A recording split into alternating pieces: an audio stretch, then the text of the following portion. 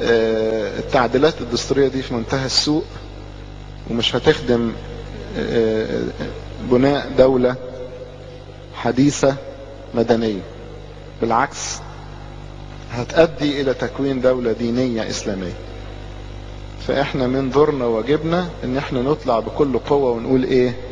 لا، ارجوكم تقولوا لكل اصدقائكم قرايبكم كبير وصغير بعيد وقريب، يعني ليكم قرايب في الصعيد، قولوا لهم بالتليفونات كله يخرج يوم السبت ويقول لا.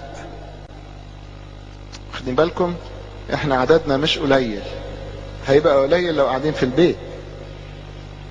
وانتوا عارفين من سن 18 اللي كمل 18 سنة في اول مارس من حقه يروح يدي صوته. فخلينا دلوقتي نقول لا وربنا يتدخل بطريقته.